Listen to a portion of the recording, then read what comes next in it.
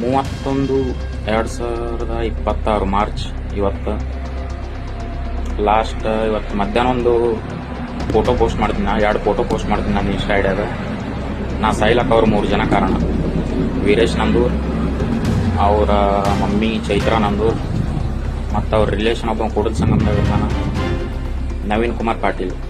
ಅವ್ರ 3 ಮಂದಿಗೆ ಫೋಟೋ ಇವತ್ತು ನಾನು ಇನ್ಸ್ಟಾ ಐಡಿಯಾಗ ಪೋಸ್ಟ್ ಮಾಡ್ತೀನಿ. ಮಾಡಿ ನಾ ಸಾಯ್ತೀನಿ. ನಾ ಸಾಯ್ಲಕ್ಕ ಅವ್ರು 3 ಜನ ಕಾರಣ.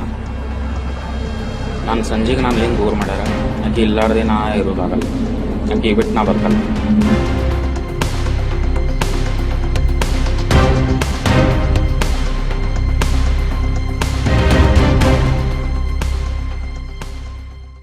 विजयपूर जिल्ह्यातील सिंदगी तालुक्यात आज कन्नोळी टोल गेटजवळ सरकारी बस क्रमांक KA28F2095 आणि दुचाकी KA28HK2551 यांच्यामध्ये समोरासमोर भीषण धडक झाली. या धक्कादायक अपघातात मूळ सावळगी गावचा 22 वर्षीय अभिषेक सायबागौडा नागराळ घटनास्थळीच जिवंत जळून ठार झाला. धडकेच्या तीव्रतेमुळे दुचाकीच्या पेट्रोल टँकचा स्फोट होऊन संपूर्ण बस ही जळून खाक झाली. सुदैवाने बसमधील प्रवाशांना चालकाच्या तात्काळ प्रयत्नामुळे आणि बाहेर पडण्यामुळे सुटका झाली. सिंदगी अग्निशामक दलाने घटनास्थळी पोहोचून आग विझवली. सुरुवातीला हा अपघात नैसर्गिक दिसत असला तरी अपघातापूर्वी आपल्या इंस्टाग्रामवर शेअर केलेल्या व्हिडिओत अभिषेकने स्वतःची नियोजित आत्महत्या करण्याचा इशारा देत अपघातापूर्वी आपल्या इंस्टाग्रामवर शेअर केलेल्या व्हिडिओत अभिषेकने स्वतःची नियोजित आत्महत्या करण्याचा इशारा दिला. त्याने आपल्या आत्महत्येस वीरेश नंदूर, त्याची आई चैत्रा नंदूर आणि कुडल संगम येथील नातेवाईक नवीन कुमार पाटील यांना जबाबदार ठरवले.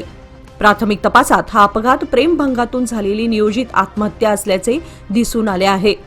अभिषेकने आपल्या व्हिडिओत म्हटलंय की आपल्या प्रेयसीला स्वतःपासून दूर केल्यामुळे तो नैराश्याच्या परिस्थितीत आत्महत्या करत आहे. सिंदगी पोलीस ठाण्यामध्ये गुन्हा दाखल करण्यात आला असून पुढील तपास सुरू आहे. 31/2026 ಮಾರ್ಚ್ ಇವತ್ತು ಲಾಸ್ಟ್ ಇವತ್ತು ಮಧ್ಯಾಹ್ನ ಒಂದು ಫೋಟೋ ಪೋಸ್ಟ್ ಮಾಡ್ತೀನಿ. ಎರಡು ಫೋಟೋ ಪೋಸ್ಟ್ ಮಾಡ್ತೀನಿ ನಾನು ಇನ್ಸ್ಟಾ ಐಡಿಯಾಗ. ನಾ ಸಾಯ್ಲಕ್ಕ ಅವ್ರು 3 ಜನ ಕಾರಣ. ವೀರೇಶ್ ನಂದೂರ್, ಅವರ ಮಮ್ಮಿ ಚೈತ್ರಾ ನಂದೂರ್, ಮತ್ತು ಅವ್ರ ರಿಲೇಷನ್ ಒಬ್ಬ ಕೂಡಲ ಸಂಗಮದಾಗ ಇರ್ತಾನ ನವೀನ್ ಕುಮಾರ್ ಪಾಟೀಲ್. ಅವ್ರ 3 ಮಂದಿಗೆ ಫೋಟೋ ಇವತ್ತು ನಾನು ಇನ್ಸ್ಟಾ ಐಡಿಯಾಗ ಪೋಸ್ಟ್ ಮಾಡ್ತೀನಿ. ಮಾಡಿ ನಾ ಸಾಯ್ತೀನಿ. ನಾ ಸಾಯ್ಲಕ್ಕ ಅವ್ರು 3 ಜನ ಕಾರಣ. ನಾನು ಸಂಜೆಗೆ ನಾನು ಏನು ದೂರ ಮಾಡ್ಯಾರ, ಆಕೆ ಇಲ್ಲಾರ್ದೆ ನಾ ಇರೋದಾಗಲ್ಲ, ಆಕೆ ಬಿಟ್ಟು ನಾ ಬದುಕಲ್ಲ.